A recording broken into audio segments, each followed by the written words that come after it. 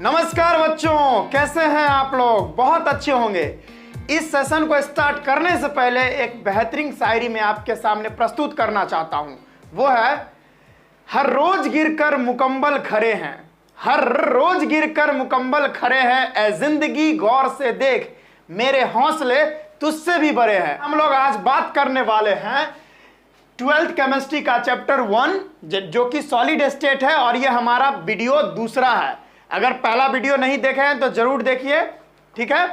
तो देखिए, आज हम आपको पढ़ाने वाले हैं, क्योंकि पिछले लेक्चर में हम लोगों ने बात कर लिया था कि क्रिस्टलाइन सॉलिड क्या होता है और एमॉर्फस सॉलिड क्या होता है। बहुत ही बेहतरीन ढंग से हम लोग वहां पर क्लियर कर लिए थे वो सारा चीज, ठीक है। और जिन बंधुओं को नहीं समझ में आया वो बार बार वीडियो जाके देखिए तो समझ में आइबे करेगा, समझे। तो चलिए स्टार्ट करते हैं। आज के इस वीडियो में हम लोग बात करने वाले हैं क्रिस्टलाइन सॉलिड के बारे में, क्योंकि अब कुछ बच्चे कमेंट करेंगे, सर जी आप तो वहां पर क्रिस्टलाइन सॉलिड भी पढ़ाए थे और एमॉर्फस सॉलिड भी पढ़ाए थे, तो सर आप एमॉर्फस सॉलिड को नहीं पढ़ाइएगा। हाँ जी, नहीं पढ़ाने वाला हूं, क्योंकि उसका भाई साहब ज्योमेट्री भाई डिफिनिट होता ही नहीं है। अब मान के चले कोई ऐंठल रहेगा, कोई टेर रहेगा, मतलब जिसका कोई परफेक्ट स्ट्रक्चर ही नहीं है, उसको हम क्या पढ़ेंगे? समझ में आ रहा है ना। तो भाई साहब ये हमारा क्रिस्टलाइन सॉलिड का एकदम प्रॉपर ज्योमेट्रिकल स्ट्रक्चर होता है, जिसके वजह से हम क्रिस्टलाइन सॉलिड के बारे में ही पढ़ेंगे, एमॉर्फस सॉलिड के बारे में नहीं पढ़ेंगे। और क्योंकि हम जानते हैं कि वहां उसका शॉर्ट रेंज ऑर्डर था, एमॉर्फस सॉलिड में जो पार्टिकल्स अरेंज थे वो एकदम क्या थे, एकदम अरेंज तो ठीक ठाक थे, लेकिन शॉर्ट रेंज के लिए अरेंज थे रेगुलर में, इसीलिए हम उसको नहीं पढ़ेंगे। हम अब स्टार्ट करने वाले हैं टाइप्स ऑफ क्रिस्टलाइन सॉलिड की क्रिस्टलाइन सॉलिड के कितने टाइप होते हैं, तो वो सारा चीज हम लोग क्रिस्टलाइन के बारे में आज देखने वाले हैं। तो बने रहिए मेरे साथ बने रहिए बच्चों। चलिए स्टार्ट करते हैं। तो क्रिस्टलाइन सॉलिड जो हमारा होता है, क्रिस्टलाइन सॉलिड जो हमारा होता है उसका मेनली 4 टाइप होता है। कितना भाई? ये 4 टाइप है, जिसमें पहला हम लोगों को पढ़ना है आयोनिक सॉलिड, दूसरा है मॉलिक्यूलर सॉलिड, तीसरा है कोवलेंट सॉलिड और चौथा है मेटालिक सॉलिड। बारी बारी से सभी चीजों को हम देखते हुए चलेंगे, पहले आयोनिक सॉलिड, फिर मॉलिक्यूलर, फिर कोवलेंट, फिर मेटालिक, ठीक है। और जिन बंधुओं को नींद आ रहा है और जिनका दिमाग डिस्ट्रैक्ट हो रहा है, अभी जो है अभी लेक्चर चल रहा है, उधर में आ गया किसी का XYZ का कॉल या मैसेज, हेलो बाबू खाना खाए। अरे भाई, बाबू को खाना खाए या न खाए उससे क्या फर्क पड़ता है भाई साहब, पढ़ाई कर लो, अभी टाइम है, ठीक है, अभी टाइम है, पढ़ लो। समझ में आया? बाद में तो कितना सारा यहाँ पे मजा लोगे, उसका कोई पता है ना। समझ में आ रहा है? मेरी भावनाओं को समझो, एक बार पढ़ लो भाई, पहले नौकरी और तब छोकरी। समझ में आया? हाँ, तो पहले पढ़ के बढ़िया जॉब ले लो, उसके बाद ये सब काम करना, ठीक है। शादी ब्याह प्यार मोहब्बत वो सारा होता ही रहेगा, ठीक है। तो आजकल जो है ना भाई साहब, if you have money then सब पूछेगा आपको। अगर आपके पास पैसा है, ठीक है, आपके पास वो स्टेटस है, तो हर एक लड़की कहेगी आह वो लड़का कितना मस्त है ना। अगर आपके पास कुछ स्टेटस नहीं है, नॉलेज नहीं है, पैसा नहीं है, तो अगर आपकी भी जो भी होगी वो लात मार देगी आपको। ये बात याद रखिए, ये करवा सच है, आपको समझना पड़ेगा, आपको मानना पड़ेगा। तो चलिए पढ़ाई कीजिए अच्छे से, खूब तरक्की कीजिए। स्टार्ट करते हैं आज का सेशन। दैट इज पहला है, हम लोग पढ़ेंगे आयोनिक सॉलिड क्या होता है, ठीक है, ठीक है। तो आयोनिक सॉलिड को हम देख लेते हैं बारी बारी से, और पहले आप जान लीजिए कि क्रिस्टलाइन सॉलिड के 4 टाइप, आयोनिक, मॉलिक्यूलर, कोवलेंट और मेटालिक।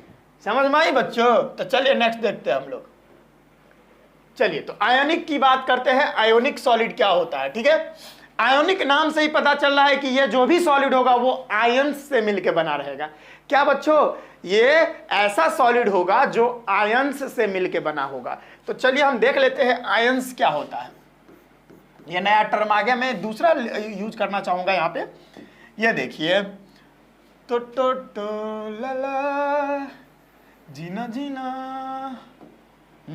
चलिए, तो हमारा यहाँ पर जो आयंस होता है वो होता क्या, पहले ये समझ लेते हैं। आयंस जो है ना, आयंस क्या होता है कि कोई भी एटम पे, एटम जानते हैं ना आप लोग, यानी कोई भी परमाणु पर अगर या तो पॉजिटिव चार्ज आ जाए, लिख देता हूं, एटम्स हैविंग पॉजिटिव और निगेटिव चार्ज, वही होता है हमारा क्या, आयंस। यानी कोई सा भी एटम पर अगर या तो पॉजिटिव चार्ज आ जाए या निगेटिव चार्ज आ जाए तब वो एटम नहीं रहता है, तब हम उसको बोलते हैं आयंस। और आयंस भाई साहब दो टाइप के होते हैं, पहला होता है हमारा केटाइन और दूसरा एनाइन। पहला होता है केटाइन और दूसरा होता है हमारा एनाइन। केटाइन पर पॉजिटिव चार्ज रहता है, एनाइन पे निगेटिव चार्ज रहता है। इतना तो आपको क्लियर हो गया होगा। तो हमारा जो आयोनिक सॉलिड है ना बच्चों, वह ऐसा सॉलिड है जो पॉजिटिव और निगेटिव ये दोनों आयंस से मिलके बने होते हैं। ठीक है, समझ में आ रहा है ना। और ये जो हमारा आयोनिक सॉलिड होता है पॉजिटिव निगेटिव बना रहता है। और जानते हो ना भाई साहब आजकल, क्योंकि और ये जो है ना ये पॉजिटिव है और ये निगेटिव है, तो दोनों के बीच में अट्रैक्शन है। जैसे बॉयज और गर्ल्स के बीच में अट्रैक्शन होता है ना जी, आपको भी होवे करेगा अट्रैक्शन। समझ में आ रहा है? सारा समझ रहे हैं सर। तो पॉजिटिव और निगेटिव में अट्रैक्शन होता है यहां पर। और हम लोग जानते हैं कि जो भी हमेशा जो है अपोजिट चीज एक दूसरे को अट्रैक्ट करता है। जैसे पॉजिटिव निगेटिव को अट्रैक्ट करता है, लड़का लड़की को करता है। तो यहां तक कि जितने भी मतलब अपोजिट चीजें हैं वो आपस में अट्रैक्ट होती हैं। यहां भी पॉजिटिव निगेटिव जो है आपस में अट्रैक्ट होगा, यानी कैटाइन एनाइन एक दूसरे को आकर्षित करता है। और ये जो है यहां पर हमको आयोनिक सॉलिड बना के देता है। तो समझ में आ गया कि जो आयोनिक सॉलिड होते हैं वो पॉजिटिव निगेटिव ये दोनों आयंस से मिलके बने हुए होते हैं। आयंस भी समझ में आ गया, वैसा एटम जिस पर या तो पॉजिटिव चार्ज आ जाए या निगेटिव चार्ज आ जाए तो वो उसको आयंस बोलेंगे। अगर पॉजिटिव चार्ज आ जाए एटम पर, अगर एटम पर पॉजिटिव चार्ज आ जाए तो उसको कैटाइन बोलेंगे, और अगर एटम पर निगेटिव चार्ज आ जाए तो उसको एनाइन बोलते हैं। बोलो बच्चा, घुस गया दिमाग में? चलिए देखते हैं आगे। अगला है it is made up of metal and non metal. हम लोग जानते हैं ये हमारा आयोनिक सॉलिड जो होता है, यहां पे मैं लिख देता हूं, ये जो हमारा आयोनिक सॉलिड होता है ये डेफिनेटली है एक मेटल से मिलकर बनता है और नॉन मेटल से मिलकर बनता है।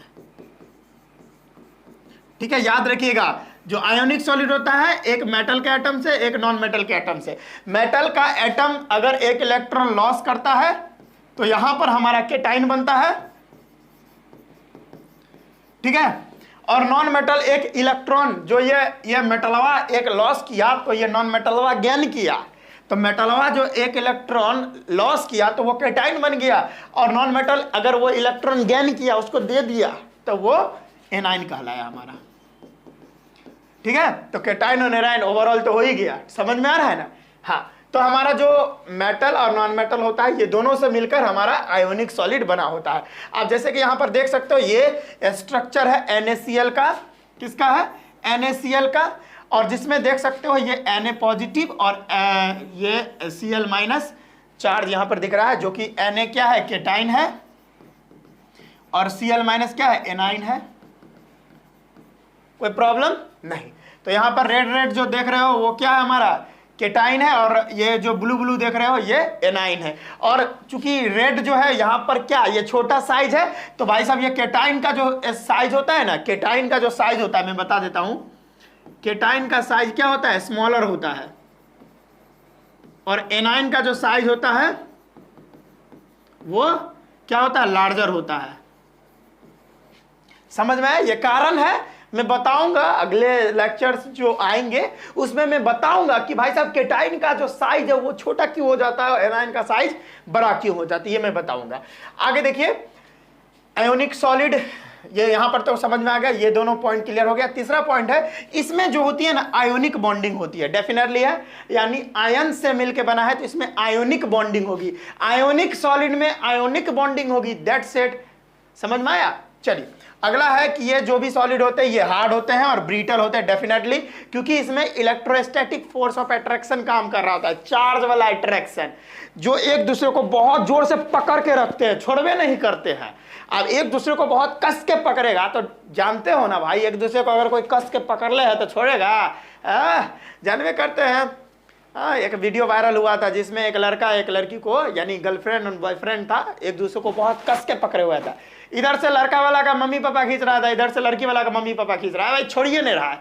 अरे भाई ये कौन अट्रैक्शन है भाई साहब, ये कौन बल है, इस बल को क्या नाम दे ना, वो बोला जाता है ना, यह रिश्ता का क्या नाम दे, यह रिश्ता क्या कहलाता है। तो मैं केमिस्ट्री के हिसाब से कहना चाहता हूं ये बल का क्या नाम है भाई साहब, मतलब उसको उधर से खींच रहा है, इधर से खींच रहा है, खींचे भी नहीं कर रहा है, सेम टू सेम यहां पर हो रहा है।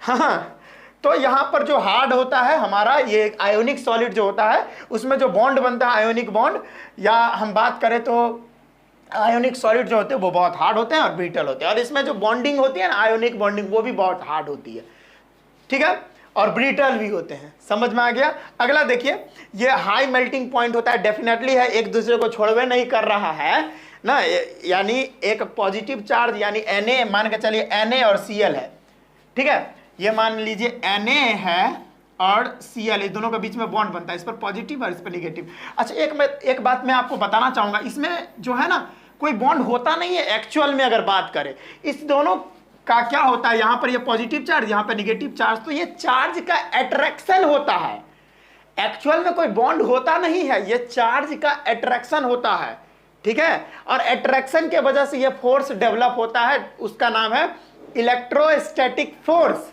ठीक है, जिसके वजह से यहां पर इसको हम नाम दे देते हैं आयोनिक बॉन्ड, ठीक है।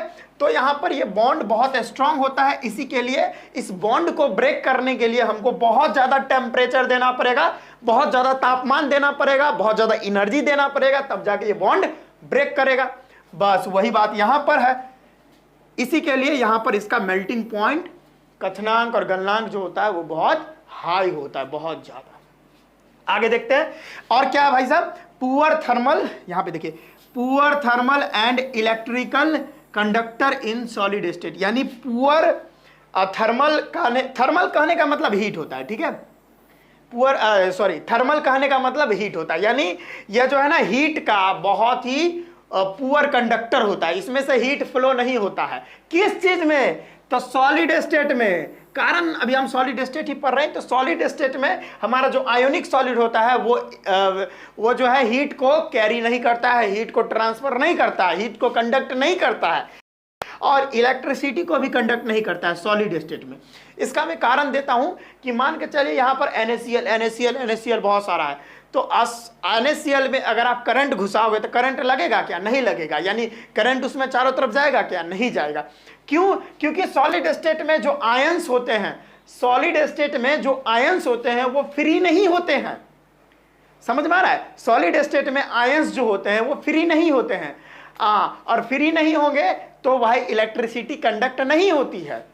तो भाई साहब अगर इलेक्ट्रिसिटी कंडक्ट करवाना है तो जो हमारा आयंस होगा उसको फ्री होना होगा। तो सॉलिड स्टेट में देखिए एक दूसरे को पकड़ के बैठे हैं, इधर Na, इधर Cl होगा, फिर इधर Na होगा, ठीक है, तो भाई एक दूसरे को ना आयंस पकड़ के बैठे हुए हैं, तो जब तक वो आयंस एक दूसरे को छोड़ेंगे नहीं तब तक इलेक्ट्रिसिटी या हीट कंडक्ट होगा ही नहीं। इसीलिए यहां पर जो हमारा जो आयोनिक सॉलिड होता है वो हीट और इलेक्ट्रिसिटी का जो है कंडक्टर नहीं होता है सॉलिड स्टेट में। लेकिन जैसे ही मोल्टेन स्टेट में आ जाता है, यानी जब जैसे ही हम उसको पिघला देते हैं, तब पिघलाते हैं तो क्या होता है, आयंस फ्री हो जाता है। पिघलाने पर क्या हुआ, वो बॉन्ड टूट गया और आयंस एकदम फ्री हो गए, इधर उधर घूमने लगे, ऐसे ऐसे आयन पूरा घूमने लगे। अब घूमने लगे तो फ्री हो गए, वो हीट को भी जो है कंडक्ट करने लगेंगे और इलेक्ट्रिसिटी को भी कंडक्ट करने लगेंगे। घुस गया। आगे देखते हैं, अगला है एग्जांपल इसका KCl, RbCl, MgCl2, NaCl, ठीक है, potassium chloride, rubidium chloride, magnesium chloride, sodium chloride, ये सारा एग्जांपल है आयोनिक सॉलिड का। ये सारा देख सकते हो ये आयन से मिलकर बना है। इस पर देखिए चार्ज क्या आएगा, इस पर K प्लस, इस पर माइनस, इस पर प्लस, इस पर माइनस, इस पर 2 प्लस, इस पर 2 माइनस हो जाएगा, इस पर प्लस, इस पर माइनस। तो यहां पर देख रहे हो ना, केटाइन और एनाइन से मिलकर बने हैं, ठीक है, पॉजिटिव और निगेटिव चार्ज से मिलकर बने हैं, इसी के लिए ये आयोनिक सॉलिड हो गया। चलिए ये अगर पूरा आप लोग समझ गए हैं तो इसका एक बार स्क्रीनशॉट ले लें, फिर मैं आगे पढ़ाता हूं। ले लिए हैं, चलिए स्क्रीनशॉट ले लिए। चलिए हम नेक्स्ट देखते हैं। ओ ओ ओ टनाटन, ओहो। चलिए अब क्या है, अब आयोनिक सॉलिड कंप्लीट करने के बाद हम मॉलिक्यूलर सॉलिड को देख लेते हैं कि मॉलिक्यूलर सॉलिड क्या होता है। ठीक है, तो देखिए मॉलिक्यूलर सॉलिड क्या होता है कि it is type of solid in which molecules are held by intermolecular forces. यानी जो हमारा मॉलिक्यूलर सॉलिड होता है उनके जो मॉलिक्यूल्स होते हैं ना, मॉलिक्यूलर सॉलिड में मॉलिक्यूल्स ही ना होगा, यानी मॉलिक्यूलर सॉलिड नाम से पता चल रहा है तो उसमें मॉलिक्यूल्स ही होंगे। तो उस मॉलिक्यूलर सॉलिड में जो मॉलिक्यूल्स होता है उनके बीच में जो फोर्स वर्क कर रहा होता है, यानी एक मॉलिक्यूल्स, मान लीजिए ये एक मॉलिक्यूल है और ये एक मॉलिक्यूल है, ठीक है, दो एटम से मिलकर बनाया मान लेते हैं। अब इस दोनों के बीच में फोर्स काम कर रहा है, ठीक है, इस दोनों के बीच में भाई साहब फोर्स काम कर रहा है, और यह जो है ना ये इलेक्ट्रोस्टैटिक फोर्स ऑफ अट्रैक्शन से बंधे हुए हैं एक दूसरे ना। एक दूसरा जो है एक दो ये मॉलिक्यूल समझ लेते हैं, ये मॉलिक्यूल M1, ये मॉलिक्यूल 2, और यह एक दूसरे को जो है ना पकड़ के बैठे हुए हैं। इनके बीच में जो है इंटर मॉलिक्यूलर फोर्स काम कर रहा है, ठीक है ना। तो वही बात है, ये मॉलिक्यूलर सॉलिड है। अब आगे बात करते हैं, इसका एग्जांपल है आइस, बर्फ, ठीक है ना। बर्फ जो है, बर्फ के बारे में जानवे करते होंगे बर्फ, तो बर्फ जो है ये हमारा मॉलिक्यूलर सॉलिड का एग्जांपल है। अभी हम सारा कुछ देखेंगे। अब ये जो हमारा मॉलिक्यूलर सॉलिड है ना, ये तीन टाइप का होता है, जिसमें पहला है हमारा नॉन पोलर मॉलिक्यूलर सॉलिड, अगला है पोलर मॉलिक्यूलर सॉलिड, और तीसरा है हाइड्रोजन बॉन्डेड मॉलिक्यूलर सॉलिड। बारी बारी से सब पर प्रकाश डालते हैं, टॉर्च नहीं है मेरे पास, मतलब डिस्कशन करते हैं, गलती समझ लेते हैं आप लोग। चलिए देखते हैं, मजा से देखेंगे, चलिए पढ़ते हैं, मजा आएगा, समझ में आया। तो इनका जो टाइप होता है हमारा मॉलिक्यूलर सॉलिड का, वो तीन टाइप का होता है, non polar molecular solid, polar molecular solid, और हाइड्रोजन बॉन्डेड मॉलिक्यूलर सॉलिड। यहां पर MS का मतलब है मॉलिक्यूलर सॉलिड, ठीक है, मैं लिख देता हूं, कंफ्यूज मत होना, मॉलिक्यूलर सॉलिड, ठीक है। MS धोनी नहीं है, यहां पे मॉलिक्यूलर सॉलिड है, ठीक है। तो अभी बारी बारी से देख रहे हैं, इसका भी आप स्क्रीनशॉट कर सकते हो, मैं थोड़ा साइड हो लेता हूं, ठीक है। चलिए कर लिया स्क्रीनशॉट, अब आगे देखते हैं। सबसे पहले हम बात करते हैं नॉन पोलर मॉलिक्यूलर सॉलिड के बारे में कि नॉन पोलर मॉलिक्यूलर सॉलिड क्या होता है। तो देखिए ये जो नॉन पोलर मॉलिक्यूलर सॉलिड होता है, तो मान के चलिए यह एक मॉलिक्यूल है, ठीक है, ये मॉलिक्यूल M1 मान लेते हैं इसको, ये मॉलिक्यूल M2 मान लेते हैं इसको, ठीक है, मान लेते हैं, वैसे तो ये एटम लग रहा है, मान लेते हैं। अब इन दोनों के बीच में जो फोर्स वर्क करेगा ना, वो लंदन फोर्स है। क्या? London force, LONDN, London force. London ले जाऊंगा, पेरिस घुमाऊंगा, वर्ल्ड टूर करवाऊंगा रे। चलिए देखते हैं। तो ये जो नॉन पोलर मॉलिक्यूलर सॉलिड होता है, उनके बीच में फोर्स लंदन फोर्स काम करता है। ये वीक फोर्स होता है, ठीक है, बहुत वीक फोर्स होता है, जो इन दोनों मॉलिक्यूल्स के बीच में वर्क कर रहा होता है, ठीक है। अब देखते हैं, इनके अंदर पोलैरिटी नहीं होती है, ठीक है। पोलैरिटी कहने का मतलब है कि यह जो चार्ज का डिस्ट्रीब्यूशन है, ठीक है, एटम्स या ग्रुप ऑफ एटम्स पर जो चार्ज का डिस्ट्रीब्यूशन है वो नहीं है यहां पर, ठीक है। तो इनके अंदर जो पोलैरिटी है वो नहीं है। मॉलिक्यूल्स में भाई चार्ज कहां से आएगा, समझ में आ रहा है? तो इनके अंदर कोई भी पोलैरिटी नहीं मिलती है। नेक्स्ट, ये भाई साहब सॉफ्ट होता है, गुलगुल होता है, ए भाई आहा, छूने में मजा आएगा, यानी सॉफ्ट होता है, ठीक है। ये भाई साहब मुलायम होता है, मजा आ जाता है छूने में।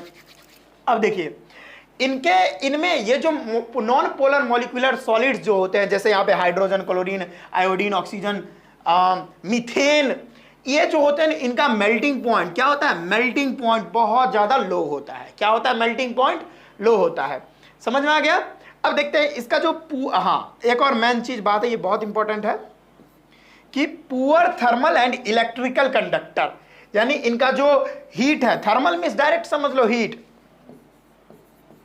थर्मल मींस हीट, यानी जो ये हमारे नॉन पोलर मॉलिक्यूलर सॉलिड होते हैं, ये जो है इनका जो हीट है और इलेक्ट्रिकल कंडक्टर, मैंने कहने का मतलब ये जो हीट है ना, ये जो हमारे नॉन पोलर मॉलिक्यूलर सॉलिड होते हैं, हीट के और इलेक्ट्रिसिटी के पुअर कंडक्टर होते हैं। इसमें से हीट उतने अच्छे से फ्लो नहीं हो पाता और हमारा इलेक्ट्रिसिटी भी फ्लो नहीं हो पाता।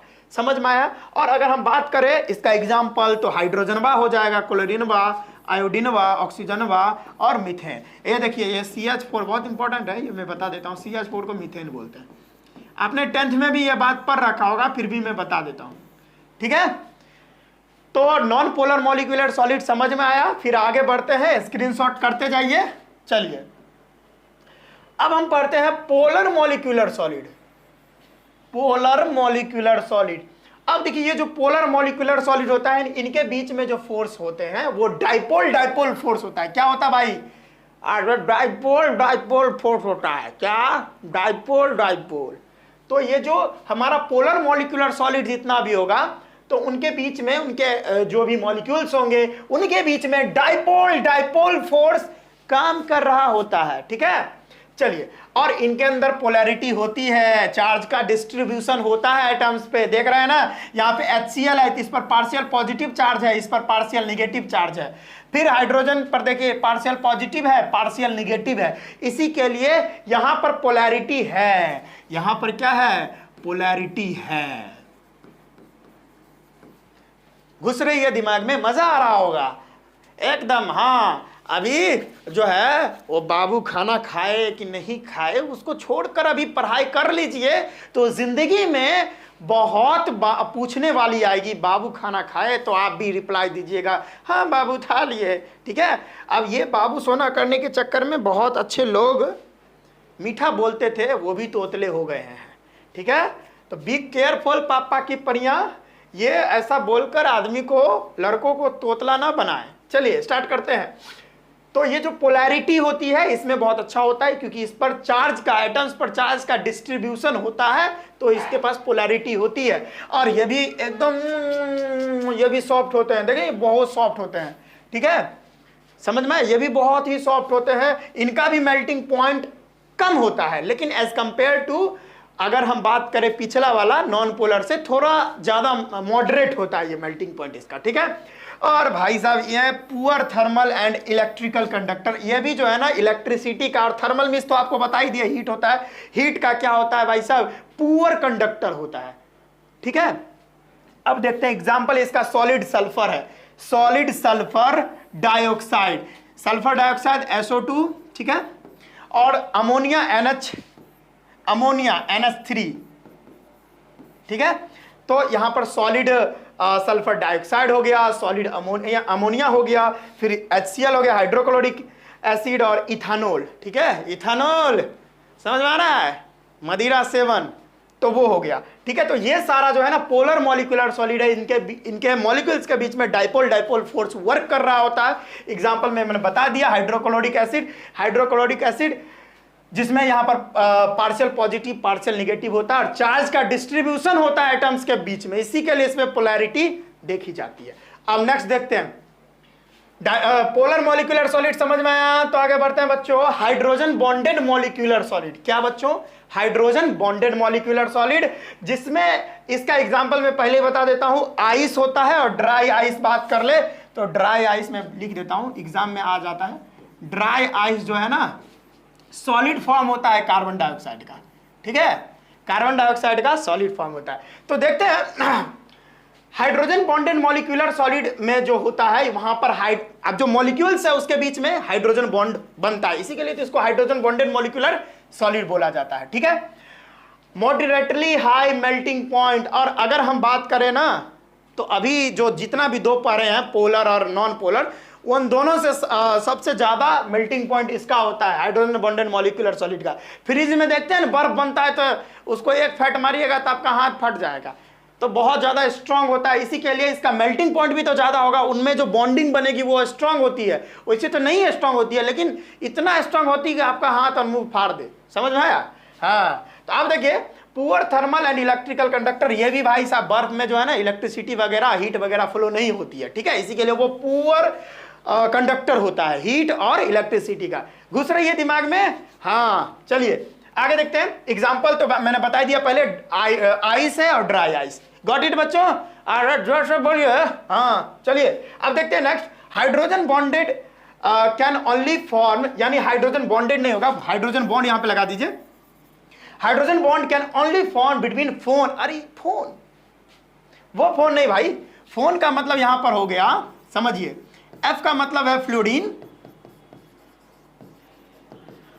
O का मतलब है ऑक्सीजन, देखते जाइए। और N का मतलब है बच्चों नाइट्रोजन। वाह, ये बहुत बड़ा चोर है, ये तीनों का जो मैंने नाम लिया ना वो बहुत बड़ा चोर है। इलेक्ट्रोनिगेटिव, बहुत हाई इलेक्ट्रोनिगेटिव होता है ये सारा एलिमेंट। भाई साहब पट सवर हाइड्रोजन को एक थप्पड़ मारेगा, लाओ इलेक्ट्रॉन लाओ, एक थप्पड़ मार के इलेक्ट्रॉन छीन लेता है। ये तीनों बहुत सातिर चोर है ये तीनों। ये क्या है, ये चोर जो है ना बहुत सातिर है, बेचारा हाइड्रोजन को एक थप्पड़ मारता है और इलेक्ट्रॉन छीन लेता है और उसके बीच में बॉन्ड बना लेता है हाइड्रोजन।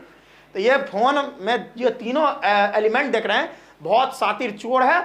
अब हाइड्रोजन जो है बेचारा एकदम निर्लज है, बहुत ही क्या कहें, बहुत अच्छा आदमी है, भोला भाला है। एक थप्पड़ मारता है फ्लोरीन, कहता चल इलेक्ट्रॉन निकाल, छीन लेता है इलेक्ट्रॉन, इलेक्ट्रोनिगेटिव होता है। ये तीनों जो है आसानी से एक एक थप्पड़ मार के हाइड्रोजन से इलेक्ट्रॉन छीन के बॉन्ड बना लेता है हाइड्रोजन के साथ।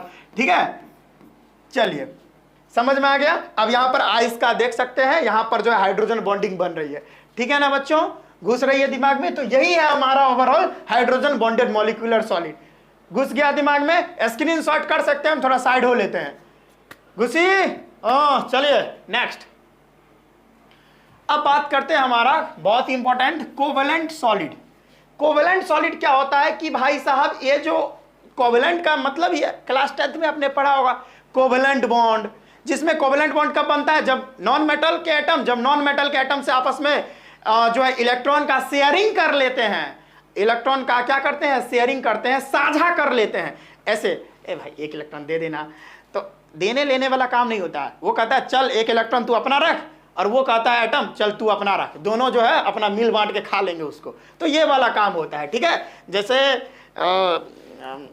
शादी में जा रहे हैं हम, तो कभी आप ये शर्ट आप पहन लीजिएगा, कभी हम पहन लेंगे, तो वो शेयरिंग हो गया। ठीक है, और सारा चीज़ का शेयरिंग नहीं मैं बात कर रहा हूँ। ठीक है, नहीं तो आप गलत वगैरह सोच लेंगे। ठीक, चलिए कोवेलेंट सॉलिड में ये जो सॉलिड होता है वो नॉन मेटल से मिलकर बना होता है। ठीक है, मेटल का कोई भी चीज़ नहीं होता उसमें, ओनली नॉन मेटल्स के एटम्स होते हैं वहाँ पे। ठीक है, समझ में आ रहा है ना। चलिए अब नेक्स्ट पॉइंट है कोवेलेंट बॉन्ड जो है कब बनता है, जब शेयरिंग ऑफ इलेक्ट्रॉन होता है। ये तो बहुत बेसिक बात है, ये मैं बिल्कुल नहीं बताने वाला। ठीक है, क्लास 10 में आपने ये सब पढ़ रखा होगा। नेक्स्ट देखते हैं हार्ड सॉलिड एंड ब्रिटल। ये जो है ना, ये भी जो कोवेलेंट सॉलिड होते हैं बहुत ही हार्ड होते हैं। काहे हार्ड होते हैं वो मैं बताऊंगा, और ये ब्रिटल भी होते हैं। ठीक, अब अगला है high melting and boiling point. इनका जो मेल्टिंग और बॉइलिंग पॉइंट है बहुत ज्यादा हाई होता है, क्योंकि ये बहुत ज्यादा हार्ड होते हैं, इसी के लिए मेल्टिंग पॉइंट हाई होता है।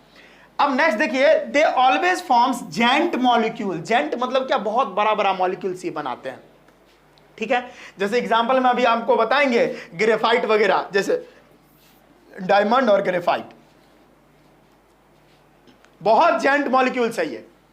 डायमंड का बात करें तो उसमें बहुत जेंट कार्बन जो है, इस तरह से संरचना रहता है, इस तरह से स्ट्रक्चर रहता है, बौखलिया जाओगे, बहुत ही रिजिड डायग्राम उसका रहता है। उसी तरह से ग्रेफाइट का रहता है। तो ये हमारा जो भी कोवेलेंट सॉलिड होता है वो जो है ना बहुत जेंट मॉलिक्यूल्स बनाते हैं, बहुत बड़े बड़े मॉलिक्यूल्स बनाते हैं, छोटे छोटे नहीं बड़े बड़े। एग्जाम्पल में डायमंड और ग्रेफाइट। अगला देखते हैं, अभी डायमंड, ये देखिए ये डायमंड का स्ट्रक्चर है, और ये भैया ग्रेफाइटवा का स्ट्रक्चर। ये जो देख रहे हैं ना, ये ग्रेफाइट का स्ट्रक्चर है। अब ये इसका स्ट्रक्चर का जरूरी पड़ेगा, अभी मैं बताऊंगा इसका स्ट्रक्चर का जरूरी पड़ेगा, या यहीं पे बता देता हूं मैं सारा चीज खेल। ठीक है, तो ये जो सॉलिड होता है ना, ये भी जो these solids are bad conductor of heat and electricity definitely. क्यों, ये भी सॉलिड जो है ना इलेक्ट्रिसिटी और हीट के बैड कंडक्टर होते हैं, क्योंकि इसमें चार्जेस नहीं पाए जाते। क्या नहीं पाए जाते, चार्जेस नहीं पाए जाते। और चार्ज नहीं पाया जाता है ना, इसी के वजह से भाई इसमें क्या नहीं होता है, इसमें भाई साहब इलेक्ट्रिसिटी और हीट नहीं फ्लो होती है, कंडक्ट नहीं करता है। घुस गया। चलिए इसमें और बात बताना है कि यहां पर जो देख रहे हो ना स्ट्रक्चर, अगर हम बात करें स्ट्रक्चर ऑफ ग्रेफाइट की, तो हम बात करेंगे। यहां पर देखिए, यहां पर जो देख रहे हैं ना, यहां पर जो ये जो टेट्राहेड्रल स्ट्रक्चर है, कैसा स्ट्रक्चर है, टेट्राहेड्रल स्ट्रक्चर है इसका। और यहां पर जो बॉन्ड बन रहा है ना, ये बॉन्ड एंगल जो देख रहे हो वो क्या है, 109.5। अरे भैया चलो मैं फिर से इसको मिटा के लिख देता हूं। यहां पर जो बॉन्ड बनता है 109.5 डिग्री। तो बॉन्ड एंगल मैं यहां पर लिख देता हूं, यहां पे जो बॉन्ड एंगल होता है वो कितना होता है 109.5 डिग्री, ठीक है। और यहां पर इसका हाइब्रिडाइजेशन, यहां पर जो देख रहे हो ना इसका हाइब्रिडाइजेशन, यहां पे किसी का भी ले लो, इसका जो हाइब्रिडाइजेशन होता है वो sp2 होता है। मैं ये भी लिख देता हूं पॉइंट बना के, मैंने सब कुछ लिखना पॉसिबल नहीं होता, इतना वो स्लैब ही है, इसमें सारा कुछ कैसे लिखे। तो इसका जो हाइब्रिडाइजेशन होता है वो क्या होता है, ओ sp2 नहीं होगा, वेरी सॉरी, ये एक बॉन्ड, ये दो बॉन्ड, ये तीन बॉन्ड, तो तीन बॉन्ड का यहाँ पे sp3 हो जाएगा, very sorry sp3, very sorry hybridization इसका sp3 हो जाता है। और इसका हाइब्रिडाइजेशन sp3 है, यानी एक भी इलेक्ट्रॉन कार्बन में खाली नहीं है, क्योंकि कार्बन का हम लोग जानते हैं वैलेंसी 4 होता है और वैलेंस इलेक्ट्रॉन भी 4 होता है, तो वैलेंस इलेक्ट्रॉन का ही काम है बॉन्ड बनाना। तो भाई साहब 4 इलेक्ट्रॉन है ही, चारों बिजी हो गया बॉन्ड बनाने में, चारों इलेक्ट्रॉन बिजी हो गया बॉन्ड बनाने में। अब चारों इलेक्ट्रॉन मान के चलिए ये एक कार्बन है, ठीक है, ये एक कार्बन है, इसका वाला एक है, ओ भाई इसका वाला एक है, मैं कोई और लेना चाहूंगा यहाँ पे, ये देखिए इसका वाला एक, इसका वाला एक इलेक्ट्रॉन, इसका वाला एक इलेक्ट्रॉन, इसका वाला एक इलेक्ट्रॉन, सारा इलेक्ट्रॉन तो बॉन्ड बनाने में बिजी हो गया। देखिए ये इसके साथ बना लेगा, इसके साथ, ये इसके साथ, ये इसके साथ, एक भी इलेक्ट्रॉन खाली नहीं है डायमंड में, डायमंड का स्ट्रक्चर में बता रहा हूं। अब एक भी इलेक्ट्रॉन अगर खाली नहीं है डायमंड में तो कहां से इलेक्ट्रिसिटी फ्लो करेगा, कोई तो रहना चाहिए ना इलेक्ट्रिसिटी को ढो के ले जाने वाला, अब है ही नहीं कोई, तो कहां से इलेक्ट्रिसिटी फ्लो होगा। तो यहां पर आप लिख सकते हो due to no free electron in diamond it does not या it doesn't conduct electricity। Diamond में एक भी इलेक्ट्रॉन नहीं खाली होने की वजह से डायमंड जो है इलेक्ट्रिसिटी का क्या होता है, बैड कंडक्टर होता है, वो कंडक्ट ही नहीं करता, ठीक है। हाइब्रिडाइजेशन इसका sp3 होता है, बॉन्ड एंगल 109.5 डिग्री। घुस गया दिमाग में ये जानकारी। अब थोड़ा ग्रेफाइट के बारे में डिस्कस कर लेते हैं, थोड़ा इसका स्क्रीनशॉट अगर आप लेना चाहे तो ले सकते हैं, ठीक है, ले लीजिए, चलिए ले लिए हैं। यहां पे मैं खाली छोड़ा था ग्रेफाइट के लिए, ग्रेफाइट का भी बता देना चाहता हूं। इसके लिए मैं ग्रेफाइट का स्ट्रक्चर बना लेता हूं। ये रहा एक कार्बन ग्रेफाइट का, ये दूसरा कार्बन, ये तीसरा कार्बन, ये चौथा कार्बन। देखिए कैसे बनेगा ग्रेफाइट का स्ट्रक्चर, ये पांचवा, ये इससे जोड़ दिया मैंने, यहाँ पे कार्बन, ये इससे जोड़ दिया मैंने, ठीक है। फिर उसी तरीके से ये दूसरा ग्रेफाइट का सीट बना लीजिए, ये कार्बनवा, ये दूसरा कार्बनवा, ये अगला, फिर एक यहाँ पे, फिर एक यहाँ पे, ये ऐसे जुड़ गया। मैं रफली आपको बना के बताता हूँ, ठीक है। चलिए भाई साहब, अब देखिए यहां पे जोड़ दीजिए इसको। ये थोड़ा गड़बड़ हो गया है तो, लेकिन समझ सकते हैं आप इसको। मैं थोड़ा इधर कर लेता हूं,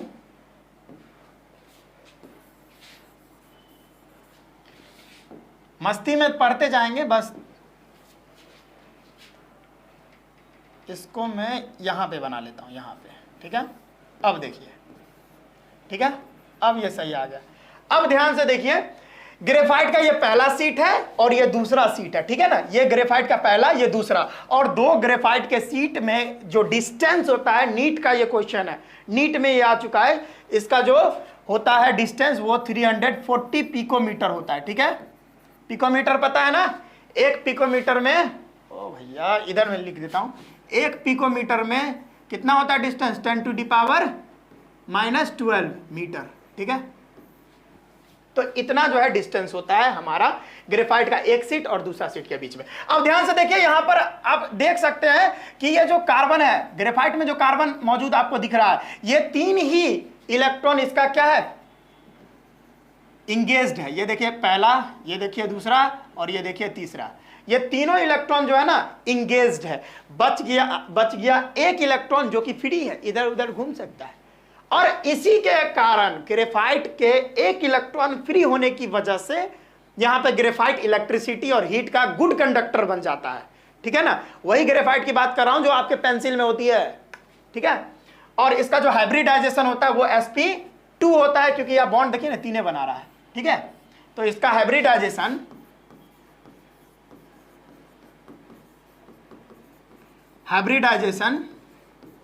sp2। ठीक है, तो यह बात है, इस कारण के वजह से मैं लिख देता हूं due to one free electron in graphite it conduct heat and electricity. अब समझ में आया?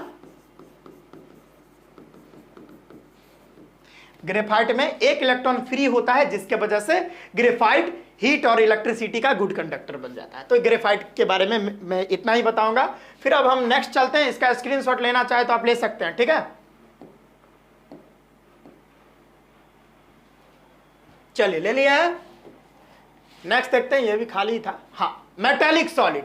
मेटालिक सॉलिड में अगर हम बात करें तो मेटालिक सॉलिड में मेटालिक बॉन्ड होता है। ये लास्ट ही हमारा टॉपिक है फिलहाल में। ठीक है, मेटालिक सॉलिड में मेटालिक बॉन्ड बनते हैं, और हम लोग जानते हैं कि मेटल में कितना बार आपका सर फटा होगा या फूटा होगा। तो मेटालिक सॉलिड में मेटालिक बॉन्ड, और यह भी बहुत हार्ड होता है, यह भी good conductor of heat and electricity होता है। ठीक है, इसके अंदर इलेक्ट्रिसिटी बहुत अच्छे से फ्लो होता है, हीट भी कारण है इसका। इसका क्या है कारण है? अगर मैं बात करूं आयरन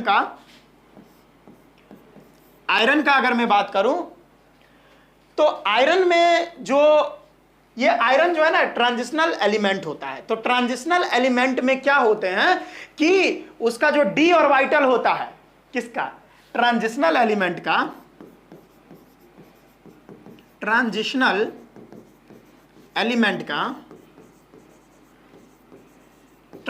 एलिमेंट का जो डी ऑर्बिटल होता है, और प्लस में ये जो डी ऑर्बिटल और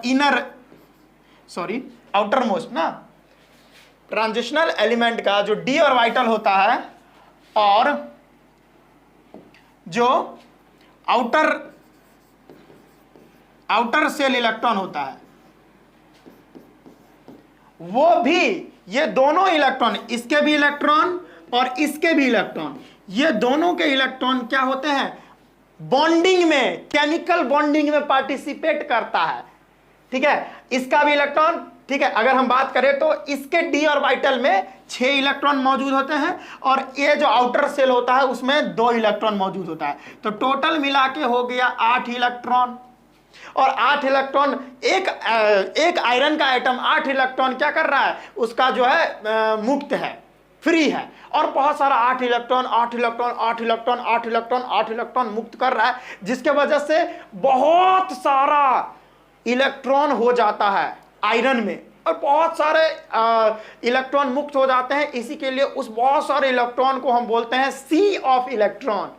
इलेक्ट्रॉन का समुद्र बन जाता है, और बहुत सारा इलेक्ट्रॉन है तो बहुत सारा इलेक्ट्रिसिटी को ढो के ले जाएगा, बहुत सारा जो है हीट को ढो के ले जाएगा। इसी के लिए जो हमारा मेटालिक सॉलिड होता है वो good conductor of heat and electricity होता है। मैं अगर बात करूं, ये देखिए हमारा, ये एक मिनट, ये हमारा गोल, अब ये हम मान लेते हैं आयरन का ये एटम है, मान लेते हैं। वैसे तो ये अभी हम बात करें तो ये कर्नल है, इसके चारों तरफ 1 2 3 4 5 6 7 8 इलेक्ट्रॉन। फिर ये दूसरा कर्नल, 1 electron 2 electron 3 electron 4 electron 5 electron 6 electron 7 electron 8 electron. ये टाइम पास करने जैसा है, लेकिन मैं आपको समझा के दम लूंगा। अगला देखिए, ये आयरन है, ये इलेक्ट्रॉन, ये दूसरा, ये तीसरा, ये चौथा, 5वां, 6ठा, 7वां, 8वां, 9वां। फिर अगला कर्नल है, ये देखिए, ये इलेक्ट्रॉन 1 2 3 4 5 6 7, ये 8। तो बहुत सारे इलेक्ट्रॉन्स आ जाने की वजह से यहां पर इसको बोलते हैं सी ऑफ इलेक्ट्रॉन। क्या? सी ऑफ इलेक्ट्रॉन। इलेक्ट्रॉन का समुद्र है भाई साहब, और ये कर्नल है। ठीक है, ये क्या है? ये भाई साहब हमारा कर्नल। कर्नल क्या, व्हाट इज कर्नल? कर्नल क्या होता है कि कर्नल में आउटर, ये देखिए कर्नल मैं बता देता हूं बस, टेंशन ना ले आप लोग, और बोर तो बिल्कुल भी ना होए। कर्नल होता है जो इनर सेल में इलेक्ट्रॉन होते हैं, इनर सेल इलेक्ट्रॉन और प्लस में न्यूक्लियस। इनर सेल में जितने इलेक्ट्रॉन है और न्यूक्लियस जो है, ये दोनों को मिला के कर्नल बनता है। इनर सेल में अगर हम बात करें आयरन के इनर सेल में, तो आयरन के इनर सेल में 18 इलेक्ट्रॉन होता है, और न्यूक्लियस जो है, न्यूक्लियस में प्रोटॉन कितना होता है, 26 होता है, क्योंकि प्रोटॉन तो कभी लॉस ही नहीं हो सकता। ये बात आपके दिमाग में घुसना चाहिए। यही है कर्नल, और कर्नल पर ओवरऑल पॉजिटिव चार्ज होता है। क्यों? क्योंकि कर्नल पर पॉजिटिव चार्ज इसलिए होता है क्योंकि भाई साहब 8 इलेक्ट्रॉन तो वो बाहर निकल गया ना, 8 इलेक्ट्रॉन बाहर निकल गया, क्योंकि ये ट्रांजिशनल एलिमेंट है, और ट्रांजिशनल एलिमेंट का जो डी ऑर्बिटल है और आउटर मोस्ट सेल वाला इलेक्ट्रॉन, ये दोनों बॉन्डिंग में, केमिकल बॉन्डिंग में पार्टिसिपेट करता है। ठीक है, तो कर्नल ओवरऑल भाई साहब 8 इलेक्ट्रॉन निकल गया, तो भाई न्यूक्लियस तो भाई साहब, न्यूक्लियस में तो प्रोटॉन 26 को है, तो ओवरऑल जो कर्नल है उस पर पॉजिटिव चार्ज होता है।